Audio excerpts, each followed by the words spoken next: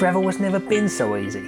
Which is why over the next 6 episodes, I'll be jetting off to 5 different countries just because I can.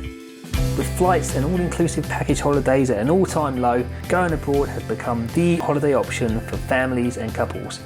Oh, and those Instagrams who, well, basically spend hours in search of the perfect backdrop. And what about those of us who prefer to travel alone? Alone, without anyone else. Ooh. Well, from that confused look on your forehead, let me take you back a bit. For 20 years, I've travelled all around the world, mostly by myself. I've worked in film and television for a long time, gaining experience in those areas as well. And it just made sense trying to make something combining all these experiences from the last 2 decades. In an age where every Tom, Dick and Harry has a camera, I'm going back to old school filmmaking to make a show about solo travel. No fancy shots with drones, no muscles or six-pack to show off, and definitely no specific eating habits. Just a tiny little camera with no one to help me. I can vouch for that. Eating whatever I want, just me on my own, with the whole world.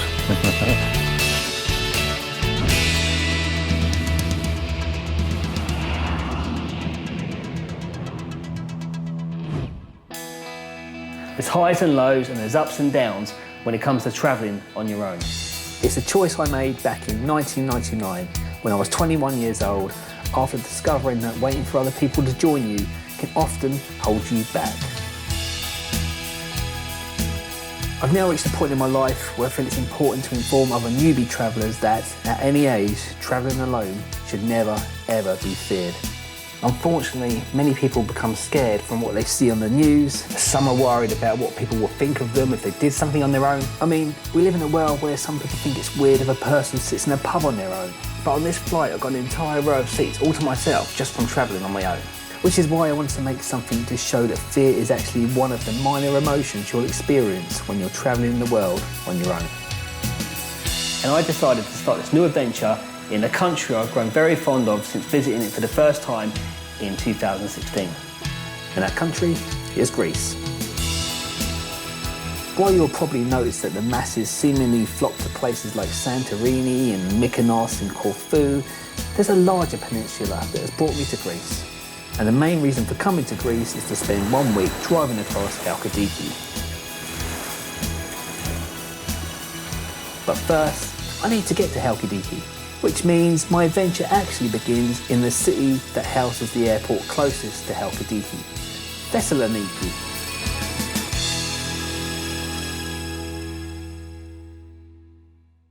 One great thing about Thessaloniki Airport is that it's very close to the city of Thessaloniki, which means getting to the city centre doesn't take too long. But this does still come with complications. While there's a bus service that runs to and from the airport, this does mean that you'll have to change buses halfway through that journey. But this is the 21st century, right? Surely there's a metro train service that runs to the airport, surely. So the Thessaloniki Metro has been in development for about 100 years. And if you're happy to postpone your trip until 2020, the metro line should be up and running by then. I couldn't exactly postpone my own trip till then, so I decided to opt for a more convenient way to get around. But do remember, my main purpose of being in Greece is a road trip covering more than 200 miles across Chalkidiki in 1 week. And you can't exactly do that by bus. Well, you could, but you'd probably need longer than a week. So if you've no problems with driving on the other side of the road and the other side of the car, get a car. Although hiring a car can be a little bit more expensive, especially as a solo traveller, because you have no one to split the cost with, when it comes to choosing your vehicle, definitely opt for something that is small and economic to run, like this one. This is going to be my car of choice to get around Chalkidiki and Greece. It's a really dinky, really nippy little Toyota Ergo. I've just driven it from the airport to Thessaloniki, and you need a nippy little car if you're driving in this area. Trust me, there's so many little scooters like hopping around. There's so many other cars just coming all over the place. I do like this car. It's very comfortable. It runs really smoothly. It comes with water, not just for the car, but for yourself as well. But yeah, I've still got like a few days in this, but at the moment I'm really liking it. It smells like a new car as well, which is great. But it's a bit lonesome. Obviously, you've got this 5-seater car all to yourself. But it's one of those things, you know, it's great. I'm sharing it with you guys. There's lots of things I haven't tried out yet. I'm seeing little buttons for mirrors and things like this. I just haven't. My car back home is just so old, basically. My car back home is nearly 20 years old. It hasn't got as many buttons as this. It feels like a spaceship compared to my car. What I also love about Avis, I've never used them before. It's the first time I used them, but I went there and they said that if you run the tank down, this is a neat little thing, honestly, this is great. So if you run the tank down to like almost empty, pretty much empty, they'll only charge you 53 euros to top it up, which is apparently cheaper than it is any gas station in Greece. So if you go with Avis, I think it's going to cost you less in fuel as well. I've got a funny feeling this whole tank of fuel is going to last you my whole trip. You know, most places just expect the tank to be full up again when you take it back, but this one you can run it right down, and they'll top it up for 53 euros, which is, I think, is a little bit of a bargain, to be honest. Along with the water. What more do you want, seriously? Well, somewhere to stay is usually quite useful. That's actually my accommodation in the background. But if you've arrived at your location earlier than the check-in time, there's no harm in exploring the local area. Hello, love. And I found where I'm staying, and there's this absolutely really cool little cafe, like, next to it. It's awesome. And the staff on the inside kindly got such good food, and I loved it. I think it's called, 7 to 7. And life's too short for bad coffee. There you go. I'll be heading back to 7 to 7 later, but where does a solo traveller like to stay? In a dormitory room in a hostel? In a double room in a hotel? Well, it really depends on what you like. Personally, I don't like to share a room. I like a lot of space to myself. I like double rooms, but I also like to cook as well, because cooking is also a way to save money. So my own personal preference is an apartment, something that is very affordable in Thessaloniki. So you come in the front door, then you've got your bathroom to the right-hand side, right there. If you swing around a little bit further, you've got the bedroom there. Now if I keep walking this way, I'm going to turn the third little opening is an office. And if I keep walking ahead, this is going to take me to the whole lounge area. As you can see, look, it's quite spacious. Remember, this has cost me about £45 a night. I should really mention at this point that I was lucky enough to stay in 2 of the apartments. The footage you just saw was from the 2nd floor apartment, and this footage right now is from the 3rd and top floor apartment. Strangely, the kitchen looks exactly the same in both. But there's one preference that both apartments had, which is a big, big favourite choice of mine. Okay, so there's a reason for this super high angle, right? It's because, like the other apartment, this one has a terrace and a balcony that goes around the perimeter of the apartment. So, this way you can see like how high it is. Hang on, let's get out here. Right, here we go. See, it's like, it's pretty great. And, that's bright. So hot. And this isn't even midsummer, it's late September. So if you're not a huge fan of the mega hot weather, oh hello again, 7 to 7. If you're not a big fan of mega hot weather, then maybe autumn or spring would be a better time for you to visit Thessaloniki. There you have it. I'm just saying, I'm just blown away by this apartment. It's so much bigger than I thought it was going to be, and it's just like, the bedroom's big, bathroom's big, this office and this lounge is super huge. Even the kitchen is just so homely. It's just one of those things where you just wish you weren't here on your own, to be honest, because like, you could bring like 4 people in here. There's a table for 4. Look, check that out, like a table for 4. And I'm gonna sit on my own in one of these chairs here, all right? So, just saying. Well, not completely. Luckily, the owner of Cozy Central Apartments, Vicky, was up for joining me for a little Q&A. Yeah, your apartments are like super equipped, aren't they? There's lots of stuff in them. And, you know, it's like, yes, yeah. it have. It's even like sandwich toasters. Yes. Important stuff. Important stuff? Important stuff right there. This is important. Yes, this is very important stuff. Even for my house, it is very important. Yeah, okay. No, I think I've been very impressed by how much you've got in here. It's good, so. I could have more. Unlike Vicky, I was happy with what was in the apartment, but I was keen to find out more about where in Thessaloniki I actually was. What's the name of this town here? What's this area called? Is it called? Anatumba. Anatumba. Yes, Tumba. Tumba was made from immigrants, okay, which came from Minor Asia. Okay. From Constantinople. People who have come here from Constantinople, they made this area, Anatumba and Katatumba. And you've lived here for all your life? You lived here for forever? I live here, yes. This is my birthplace. Your birthplace? Yes. It's a nice birthplace, Yes. isn't it? It's my birthplace. Very, very lively, isn't it? It's very very it's lively. got lots of It's not exactly that, just like you're in the center of the town. No. But you're very close to the center. Yes. It's not so crowded as the center is, but it's very close to the ring road. Yeah. You can easily get out of the town. Yeah. Okay. Escape. I believe that this area is very privileged. That's why all the apartments here are they have high prices. Yeah. All the apartments around here. Yeah. When I first came down, when I saw the 77, that was a great little thing. And then when I saw the supermarket here, I think these are just when you're if you need it's like you can buy groceries. It's so you can be down. It's very good for families, you know, because families with children. Yeah. And it's very easy for them to go and buy things for them to cook. Yeah, I think everything is around them. Everything is around them. I quite like this area because I actually really like it. Parks? Yeah, it's great. I bet you've got a really nice balcony and terrace. It's like you can just see outside. It's all good. It's all good. I like it. White Tower is very close. It's all close. So close. Yes, you can go by feet and yes. So there you have it. You can go by feet.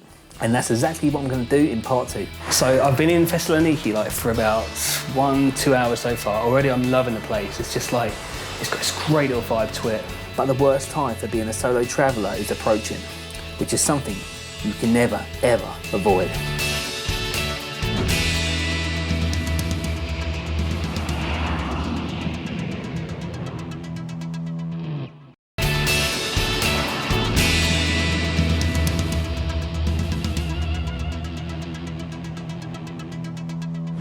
Welcome back.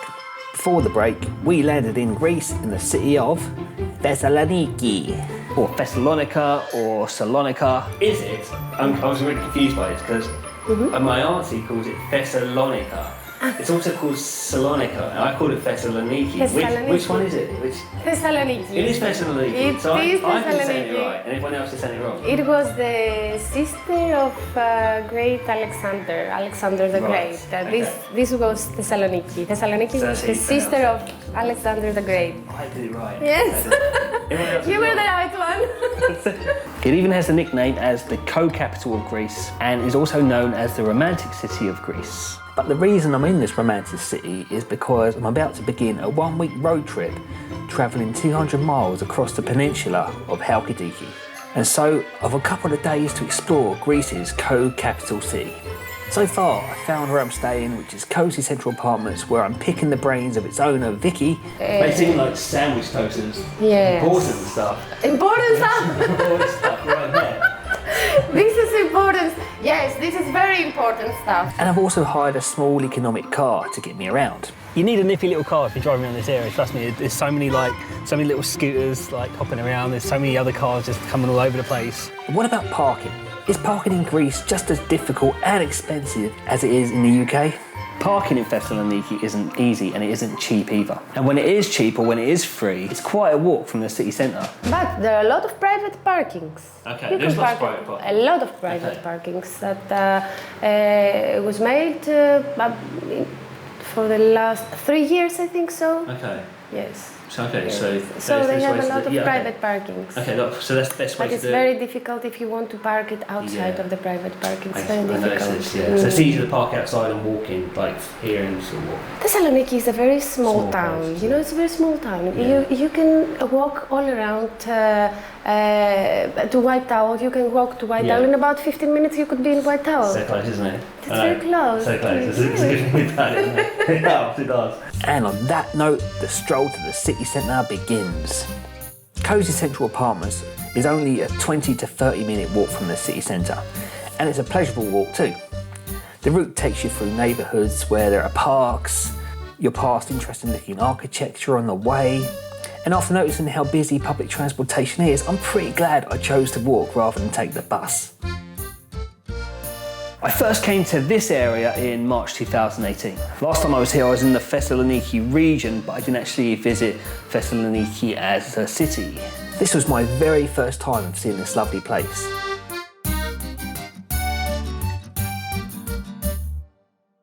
Eventually, you'll reach the Thessaloniki waterfront, which I feel gives you immediate access to the main attractions in this city. I don't know about you, but I love being by the water. I grew up by the sea, so somewhere with a waterfront pretty much draws me in.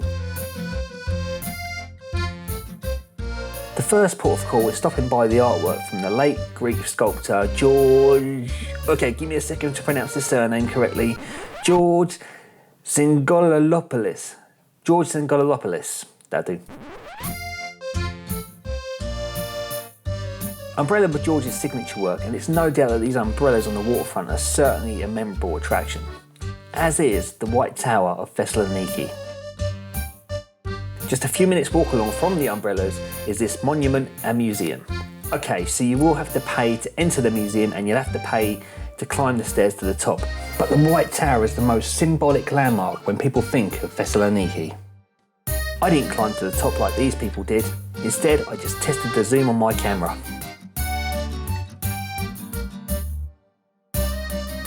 If you continue to walk along the promenade, further along from the White Tower is the square named after one of Greece's famous philosophers. Aristotle Square, or Aristoteles Square, is the main square in the city centre, which seems to be the main hub for boarding and disembarking public transport. There's restaurants and cafes surrounding the square, and in the middle of the square itself are mostly pigeons.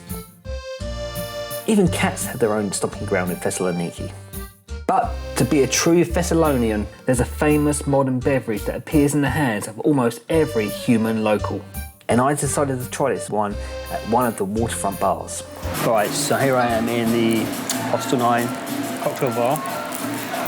Right, I'm going to try one of these famous Thessaloniki frappe coffees. Here it goes. Okay, hang on.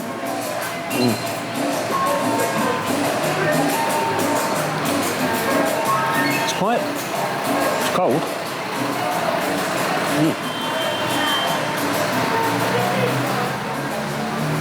It's much needed refreshing. It's very refreshing. It's got the bitter taste like coffee. It's actually really nice. I quite like it. And that frappe only cost €3. There you are. The frappe coffee, like Zonganopoulos' umbrellas, is a renowned must in Thessaloniki. And it's certainly a must-have if you're visiting the city, especially in the summer. Yeah, in this kind of weather it's perfect. You see the sweat on my forehead. It's like, so, for this sort of weather it's perfect. Which, as you can see, brings me back to what became my favourite food and drink place in Thessaloniki. With almost 10 franchises scattered around the city, 7 to 7 offers by far the best value cuisine that Euros can buy. Open 24 hours a day, their speciality frappe coffee is their Freddo Frappe. And along with those hot and cold beverages, they also serve many different types of food too, including hot dogs. The staff in the venues I visited were ever so friendly, the price of the products meant I was able to go back for seconds, and most importantly, these products are extremely friendly to your taste buds. Alright, to give you a prime example of how cheap these places are, I'm one of the other 7-7s now. I've got a massive slice of pizza and a big bottle of water, all for €2.20. If you're travelling on a budget, 7 to 7 will definitely help with that. So make yourself a true Thessalonian by exploring Thessaloniki with a 7 to 7 Freddo Frappe in your hand. Hopping from one 7 to 7 to another is fine during the day, but the evening is coming, and so is the biggest obstacle of them all. Okay, so I found a nice little secluded spot away from everyone because I was getting some funny looks walking around with this camera and talking to the camera. It does look a bit weird, I have to say, it does, it looks proper weird. Yeah, I'm actually heading back now because it's like, I've nearly been up for 24 hours, I'm getting quite tired, I'm feeling just exhausted, and it's getting to the point where I'm almost dropping my camera a lot, and that's not a good thing to happen on the first day. So hopefully just gonna get some sleep, maybe take a little nap, get some food, definitely. Whether I'm gonna dine alone or not, or cook at the apartment, I don't know. I'll figure out when I get there. Maybe after I've had a nap, I'll decide then. But anyway, we'll see. This is probably the worst part about travelling on your own.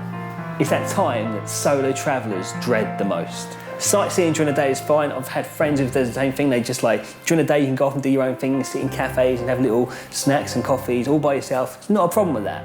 But come that evening time, when there's more of a romantic vibe, all the sunsets and these little bars with candles and stuff, well that's when it can feel lonely. Like trying to find somewhere to eat where where there's not couples sat at every table. I mean, the loneliness at that point, it just gets heightened.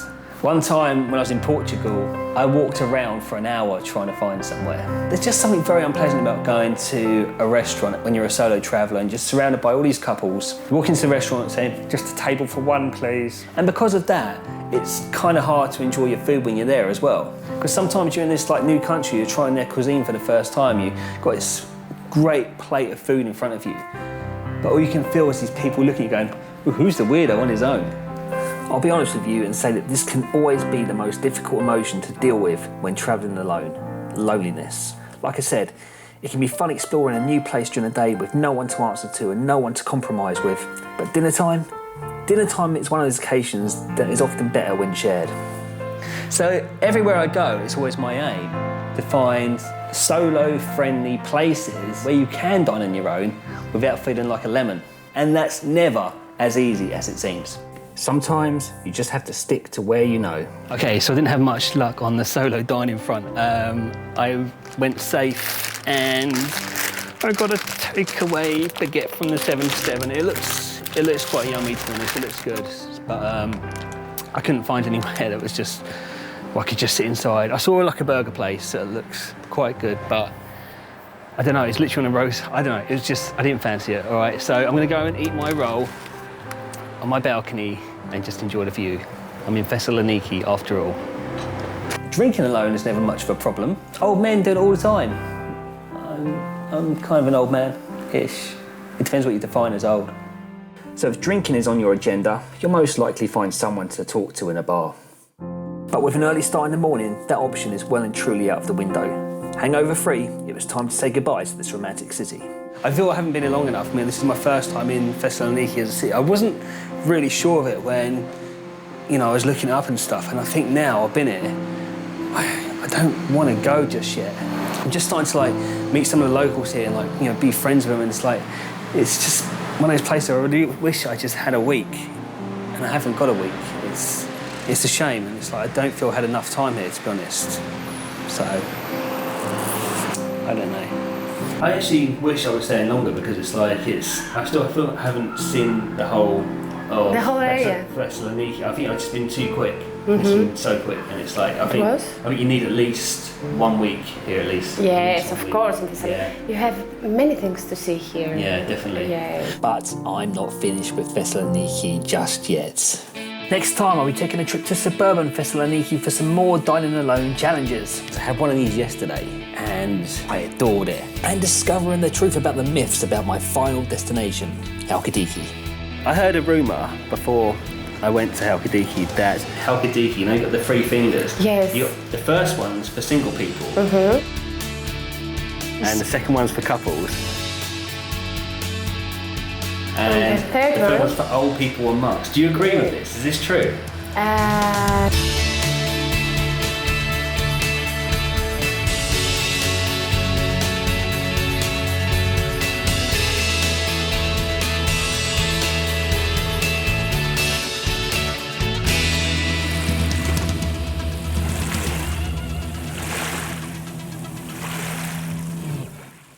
There's also a book to accompany the series, The Travel Tab Year 1, available at amazon.co.uk.